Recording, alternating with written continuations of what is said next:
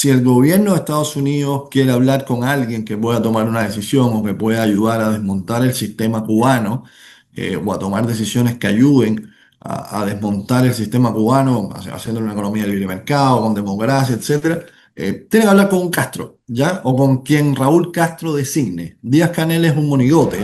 Cuba podría estar a semanas de un punto de quiebre histórico. Negociaciones con Estados Unidos, resistencia del castrismo a abandonar el poder y una crisis que empeora en medio de apagones, falta de transporte y de alimentos tras más de 6 décadas de dictadura. ¿Qué está pasando realmente dentro del régimen? ¿Cederá ante las presiones del gobierno de Donald Trump? Para responder esas preguntas, hoy tenemos en el Panam Post como invitado a Mijael Bonito, abogado cubano-chileno. Bienvenido, Mijael, y muchas gracias por tu tiempo. Hola, muchas gracias por invitarme, Mariana. Bien, bueno, les recordamos a quienes nos ven que pueden suscribirse a nuestro canal de YouTube para estar al tanto de estas y otras informaciones. Bien, Mijael, quiero comenzar con algo que pasó este año a inicios del 2026 y fue la caída del dictador o la captura del dictador venezolano Nicolás Maduro el pasado 3 de enero. ¿Sí? El régimen cubano vio esto que pasó, también hay un aumento de presiones por parte del gobierno de Donald Trump hacia la dictadura que hoy dirige Miguel Díaz-Canel. La pregunta acá es, ¿el castrismo crees que está más cerca de colapsar, según lo que tú ves y has podido analizar? El castrismo siempre ha estado a un paso de colapsar, desde el punto de vista económico. El castrismo es un sistema, digamos, que está basado primero, tiene una inspiración absolutamente stalinista o yo te diría incluso que fascista, derechamente, del fascismo de Mussolini y luego el leninismo, el marxismo-leninismo soviético, digamos, ¿no? En términos de que la gente se equivoca muchas veces, pero Cuba hay que verlo como una dictadura de tipo totalitaria, que es aquella que incluso ocupa todos los espacios dentro de la sociedad civil, digamos. Véase que Cuba en su propia constitución señala que el Partido Comunista es la fuerza dirigente superior de la sociedad y el Estado. Y por lo tanto, los niveles económicos de Cuba, los niveles de producción, los niveles de satisfacción desde el punto de vista económico, el bienestar material e incluso espiritual de los cubanos siempre han estado muy bajos, ¿no? Que es parte de la idea que ellos tienen. Por lo tanto, el castrismo siempre ha estado a punto de colapsar porque ha sido mantenido por terceros. El castrismo primero fue mantenido por la Unión Soviética con unos subsidios gigantescos, digamos. Después de eso tuvo un poco de participación de capitales españoles en los años 90, después de la caída del Imperio Soviético en el fondo. Y luego con la llegada a partir del año 99-2000 de Hugo Chávez en el poder y la entrega gratuita de petróleo a manos llenas, digamos, de cientos de miles de barriles diarios, eh, el castrismo siempre pudo lograr subsidiar su incompetencia económica, que yo no sé si es incompetencia o es parte de su concepto, ¿no? De que la gente sea pobre para poderla dominar. Pero el castrismo siempre ha estado cerca económicamente de acabarse. La diferencia de hoy, es que efectivamente el gobierno de los Estados Unidos hoy día ha provocado, primero, que el castrismo ya no tenga ningún sponsor. eh, y en segundo lugar, ha impedido que aquellos que quieren convertirse en sus sponsors, le hace México, por ejemplo, Sí. puedan participar de la manera que participaban antes o no se pueden dar el lujo de participar, que son países más democráticos, por lo tanto, no se pueden dar el lujo de participar tal y como participaba Venezuela en la economía cubana. Entonces, claro, ¿el colapso está más cerca? Sí, hoy día sí, básicamente porque hoy día no tiene mecenas. Hoy día no hay nadie que sea capaz de romper con esa debacle económica que es el castrismo en sí mismo, ¿no? Está un sistema diseñado para no producir, es un sistema diseñado para que la gente sea pobre y que la gente dependa más cada vez del Estado, digamos, y que el Estado esté controlado por una clase muy pequeña, que son los políticos ricos, por decirlo de alguna manera, ¿no? Y sus familiares. Entonces, yo creo que sí, que hoy está muy a punto de colapsar. Porque además Estados Unidos tiene un interés geoestratégico. Yo creo Sí. que más allá de la búsqueda o pensar de que Estados Unidos lo que busca es la libertad de Cuba, yo creo que los países tienen intereses, los países no tienen amigos, digamos. Por lo tanto, En términos geopolíticos, Estados Unidos, al, al provocar cambios, ¿no? En los regímenes tanto venezolanos como cubanos, de alguna manera, lo que se está agenciando es que en su esfera inmediata de influencia territorial no tenga amenazas reales, ¿no? de disputas geopolíticas ni con China, ni con Rusia, ni con ninguna otra potencia. Por lo tanto, hoy día se está a punto de colapsar, sí, pero porque está la voluntad política desde Estados Unidos de que se demuestre la verdad sobre el castrismo y esto es muy simple. Lo que tú mencionabas del dictador Maduro pasó, si no me equivoco, fue el 3 de enero, claro, el 3 de enero 3 de del enero, sí. 2026 y a la semana y media ya en Cuba no había una gota de petróleo, Ujú. porque todo el petróleo venía desde Venezuela, digamos. Ese es el nivel de debacle real que siempre ha tenido el castrismo y ahora se está sincerando. Bien, hay unas exigencias que sí sabemos que está haciendo que Estados Unidos pone sobre la mesa y eso incluye la liberación de presos políticos, en eso coinciden con las exigencias que la administración Trump también hizo en Venezuela, actualmente en Cuba, hasta el último registro del grupo Prisoners Defenders había 1.214 presos políticos.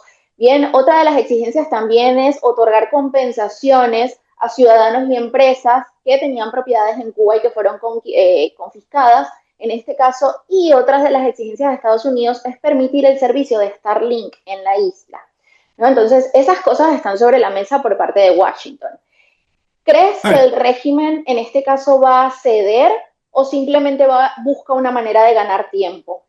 hay mucha especulación, yo creo que hay mucha especulación sobre de qué se tratan las negociaciones, digamos. ¿Ok?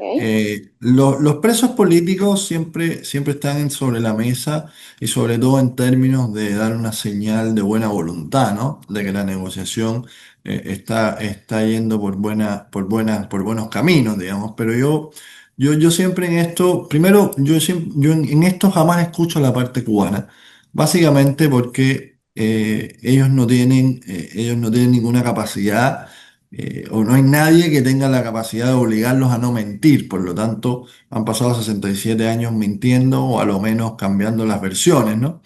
Eh, yo, yo diría primero que los presos políticos es una obviedad y que a Estados Unidos le interesa porque además es una muestra de buena voluntad de lo que ellos están diciendo se aparezca. No estoy muy claro, la verdad, porque son trascendidos de prensa, ¿no? USA Today, entiendo, y varios medios que New York Times que señalaron lo relativo a la compensación por los bienes confiscados en el año 59 y siguientes, digamos, bienes estadounidenses. Eso a mí no me queda tan claro. Primero, porque es un monto súper alto. Segundo, porque es algo que tiene que estudiarse a largo plazo en un país absolutamente quebrado, ¿no? Y que además atentaría directamente contra, yo creo, incluso contra una nueva Cuba, ¿no? O sea, una nueva Cuba surgiría con esa tremenda mochila a sus espaldas.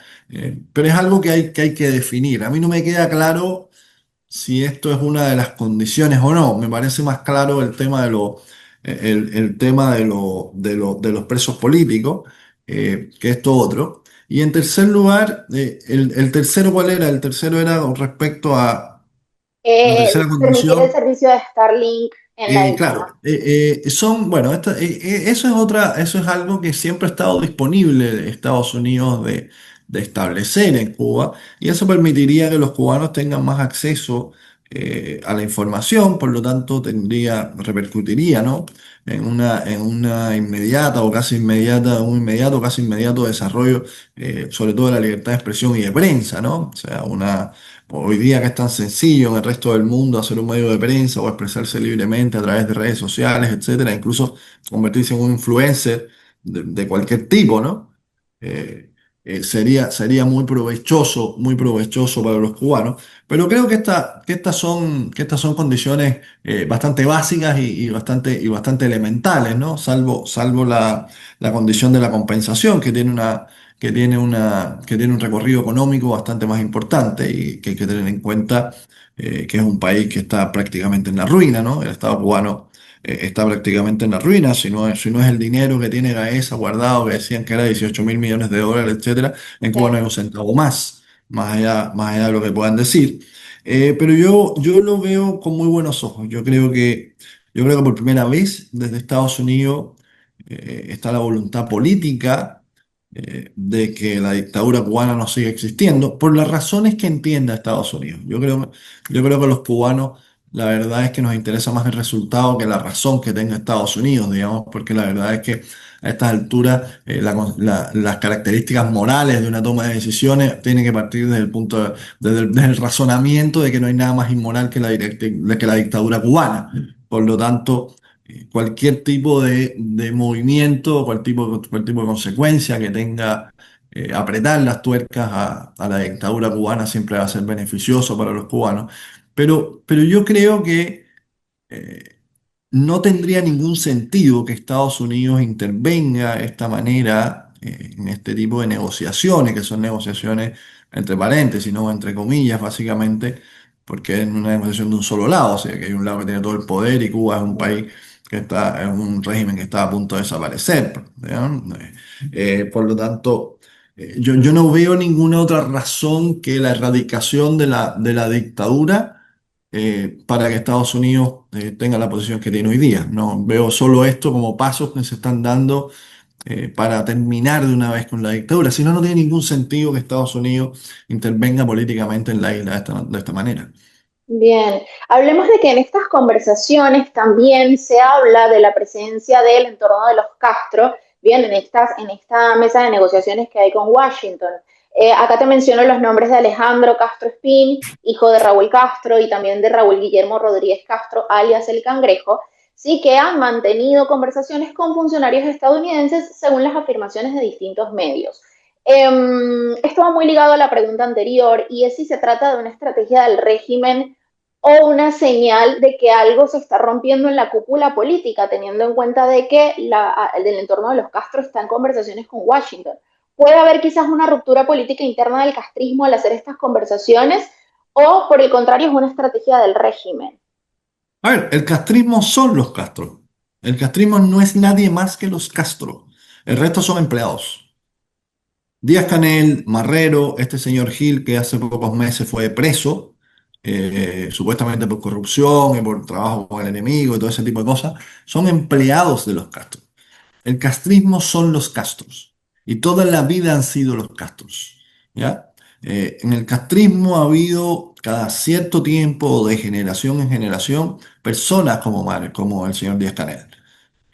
Son personas que llegan a altas esferas de gobierno, que supuestamente son muy influyentes, y de un día para otro desaparecen del mapa político y las mandan a su casa en lo que se llamaba en Cuba plan pijama. Mira, véase, por ejemplo, véase en la época de los 70. Me acuerdo de un señor que trabajaba con la zafra azucarera.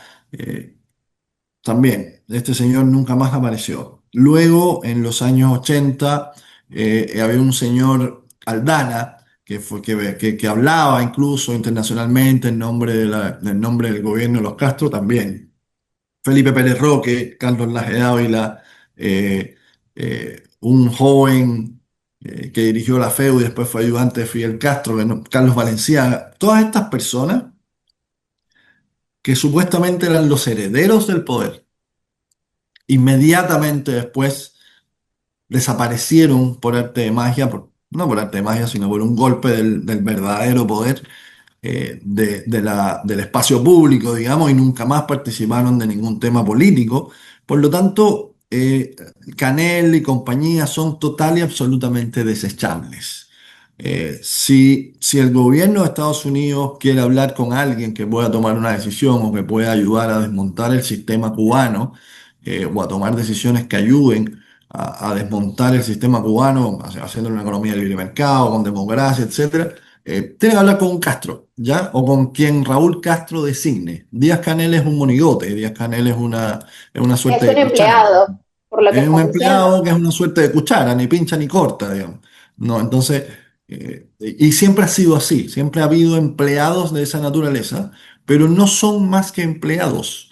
Los Castro han hecho de Cuba una finca personal, una finca familiar, digamos, Y ellos están por encima del bien y el mal, por encima de la legislación, por encima de la legislación civil o penal. O sea, ellos viven como parte de una realeza caribeña, digamos, en la mayor isla del Caribe. Por lo tanto, si Estados Unidos realmente está conversando con Cuba, si hay conversaciones abiertas, del tipo que sean, ¿no?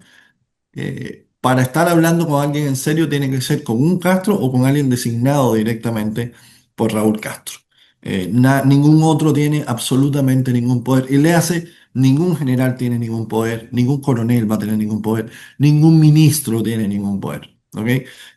Entender Cuba es que Cuba es un país absolutamente vertical desde el punto de vista de la estructura del poder, donde Raúl Castro, antes era Fidel Castro, Raúl Castro está en la cúspide, su familia está alrededor y todo, absolutamente todo hacia abajo son empleados de turno, ¿ya? Y como tal funcionan. Y cuando algún empleado se sale de esos cánones, inmediatamente sale de juego.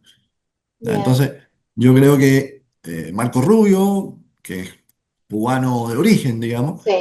o de ascendencia, yo creo que conoce esto perfectamente y por lo tanto, si Estados Unidos quiere tener una conversación seria, que llegue a algún lugar y no sea solo una pérdida de tiempo, está conversando con un Castro o con quien Castro designe. Díaz-Canel ni siquiera es digno de ser escuchado. Entonces, según esta definición que nos explicas, en donde, bueno, quienes hablan realmente y quienes tienen el poder realmente son los Castro y toda esa línea sanguínea, entonces quiere decir que son conversaciones significativas, es decir, no estamos ante quizás una mesa de negociaciones que busca simplemente ganar tiempo, ¿no? Porque realmente son los Castro los que están conversando sobre su permanencia en el poder. Con base en esto, te pregunto si ves un cambio de poder en Cuba en el corto plazo o crees que por el contrario estas personas definitivamente están blindadas en el poder. O sea, no hay forma, no hay forma de que estas personas terminen en el poder. Primero, no tienen ningún peso desde el punto de vista político dentro de Cuba en términos de seguidores, digamos. O sea, todo el mundo sabe que el pueblo cubano quiere libertad, el pueblo cubano ha salido a la calle en los últimos 10 años muchísimas veces el pueblo cubano ha estado con protestas, etcétera. Y ojo, porque todo el mundo dice, bueno, protesten. O sea, no es lo mismo protestar en la ciudad de Buenos Aires, no es lo mismo protestar en Santiago de Chile que protestar en Cuba, digamos, ¿no? Protestar en Santiago de Chile y protestar en Buenos Aires, siempre y cuando se haga pacíficamente, no es más que el ejercicio de un derecho.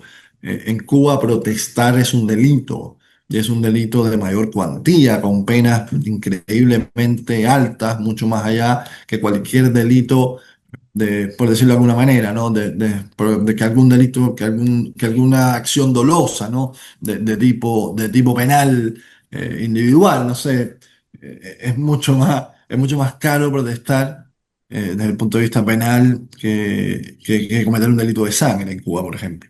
Y eso está bastante, eso es bastante evidente. Por lo tanto, yo creo que sí, yo creo que y además, en segundo lugar, viendo la estructura con que funciona el gobierno de los Estados Unidos actual, viendo la estructura con que funciona el gobierno de Trump y la gestión del secretario de Estado, Marco Rubio, yo creo que ellos no son personas que tiendan al bluff, ¿no? Yo creo que cuando se meten en un tema es porque tienen una decisión de obtener un resultado. Y no me cabe en la cabeza otro resultado, no me resulta lógico desde el punto de vista político que ellos busquen otro resultado que el que no sea el cambio completo en Cuba. Que se puede demorar más o menos, que puede tener una estructura por etapas, por ejemplo, que puede ser de un día a otro, pero también podría tener una estructura por etapas, pues recuérdense que es un estado totalitario que incluso tiene tomada la sociedad civil y que tiene tomada toda la estructura de la sociedad y toda la estructura gubernativa, es algo que hay que cambiar probablemente por etapas, ¿no? O a partir de un poder originario constitucional. Eso es una discusión que se tiene que tener en su minuto, pero, pero yo creo que ellos no entrarían en esta disputa, en este debate público, o en este nivel de presiones de tipo público tomando decisiones tan fuertes como las que han tomado si no tuvieran ya la decisión de que tiene que haber un cambio. ¿Ya? Entonces, sí, a tu pregunta, sí, me parece que el sistema va a cambiar, más temprano que tarde. Las características del cambio son las que yo no tengo acceso, digamos, me imagino que prácticamente nadie. El Sí. otro día Marco Rubio, ante varias de estas especulaciones, ¿no? O notas de prensa que salen en muchos medios, decía algo así como, me deberían preguntar a mí o deberían preguntarle al presidente Trump, que somos los que estamos llevando directamente este tema, porque lo demás son especulaciones. Pero si no fuera por ¿cuál sería la razón?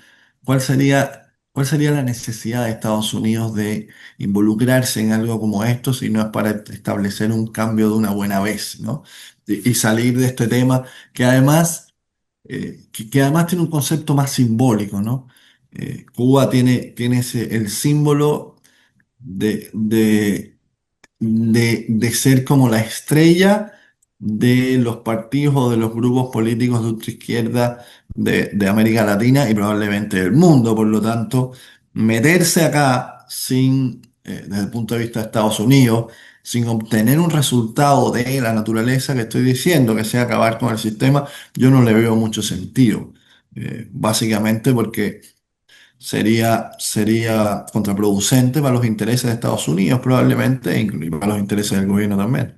Bien, y que también venimos de observar, nuevamente vuelvo al caso de Venezuela, porque era quizás algo que nadie se esperaba, una acción tan contundente por parte de Washington, y ahora vemos el caso de Irán. Esos casos quizás te han servido para trazar ciertos paralelismos con lo que puede O pasar en sea, yo creo Cuba. que esos casos sirven para pensar que cuando el gobierno del presidente Trump anuncia una decisión de esta naturaleza, la lleva a cabo. Yo creo que ahí tenemos que estar claros que el presidente Trump ha señalado este tipo de acciones y comienza a negociar y las acciones las realiza. Por lo tanto, yo creo que es muy poco, yo creo que en esto es muy poco dable al engaño, al embuste, ¿no? Al tipo bluff. Yo creo que lo que está diciendo lo está haciendo. Y yo creo que los Castro tienen eso bastante claro, ¿no? Y además, en la actual situación que se encuentra Cuba, Cuba es bastante más sencillo que Venezuela desde el punto de vista del derrocamiento, pero es bastante más complejo desde el punto de vista de la creación de una nueva estructura social. Porque dices que es más sencillo, quizás la parte del derrocamiento o es menos complejo. A ver, es más sencillo porque está a punto de caerse sola, ¿no? La debacle económica es tal y ante la falta de mecenas venezolanos y mecenas de otros lugares que siempre fueron en ayuda de Cuba por muchos años, o sea, entiéndeme, Cuba desde el año 60, 61 se mantiene de los subsidios Sí. extranjeros, nunca ha podido ser capaz de producir por sí mismo. Mm. Cosa que antes hacía, antes del 59, ¿no? Antes del 59 era un país bastante próspero.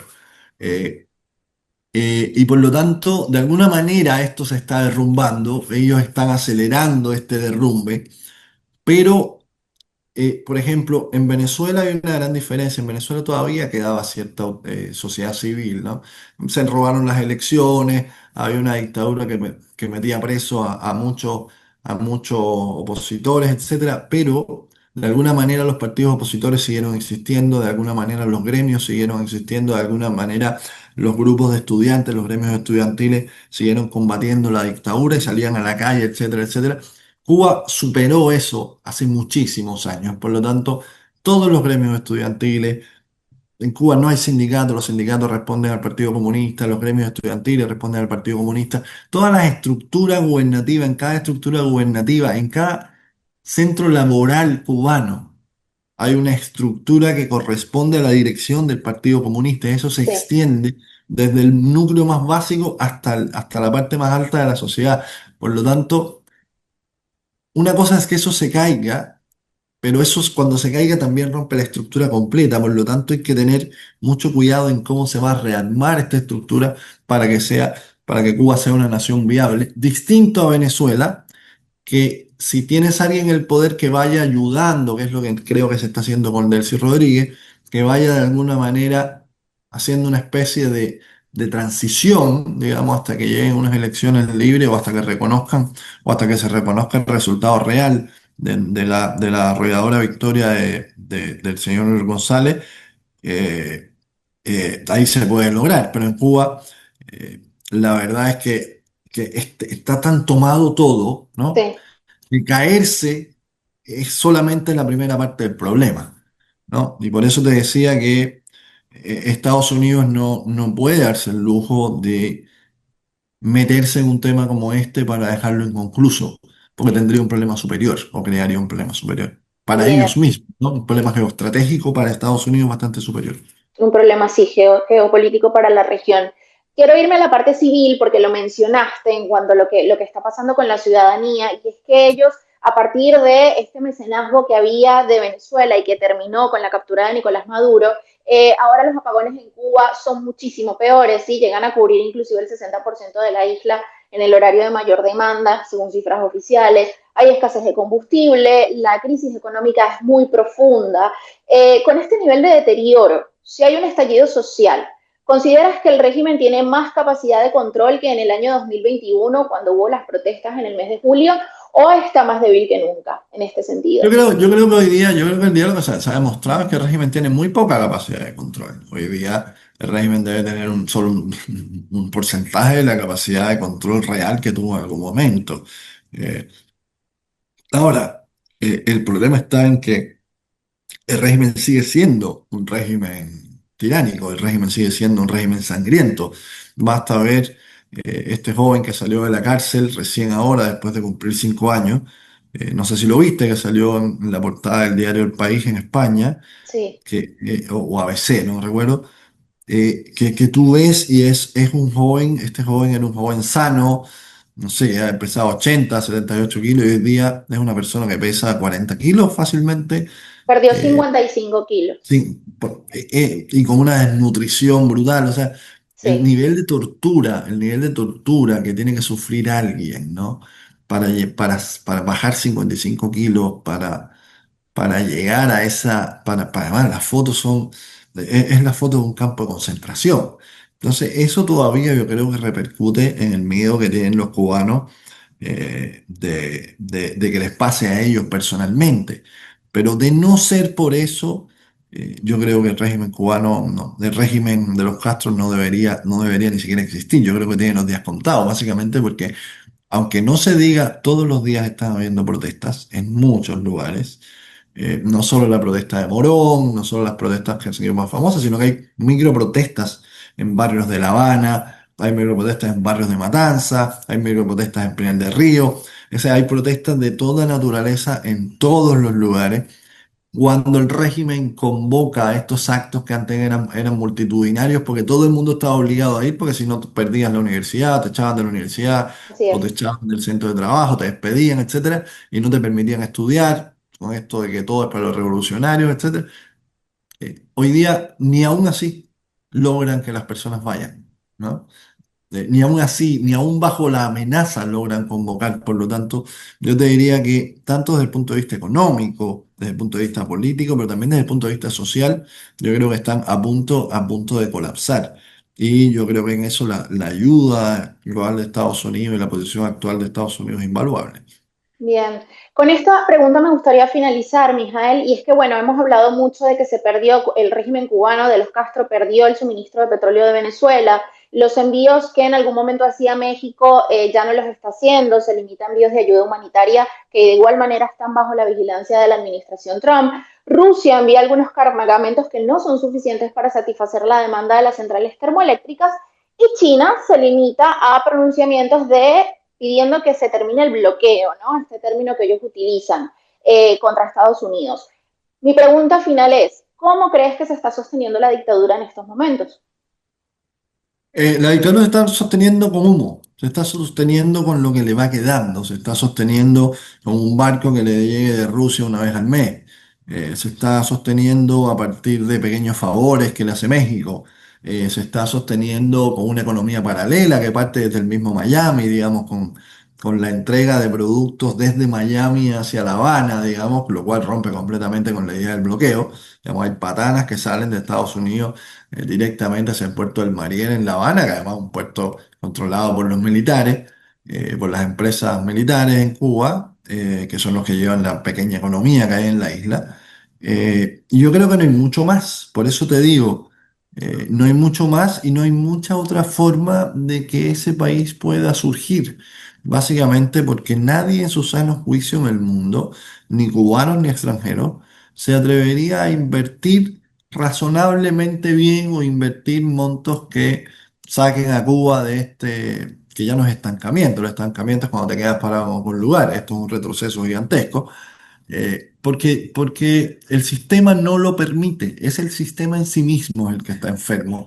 La única diferencia hoy día es que el sistema ha vivido de la gracia de terceros países y hoy día ningún tercer país está en condiciones de apoyarlo porque se tendría que enfrentar, ya sea diplomática o de otra manera, a los Estados Unidos, y ese ha sido el papel de Estados Unidos y esa ha sido la voluntad política de Estados Unidos hoy. Si esto hubiera pasado en el año 60, 61, 62, en los 70, se habría acabado mucho antes y esto habría pasado mucho antes. Pero nunca Estados Unidos tuvo la voluntad política de hacerlo, bueno, por un tema de Rusia, la Unión Soviética, la Guerra Fría, ¿no? Había un escenario bastante distinto, pero yo lo conversaba el otro día y decía, mira, este tipo de países vive simplemente de la ayuda de terceros de su misma calaña, Sí. de su mismo origen, de su mismo origen político, ¿no?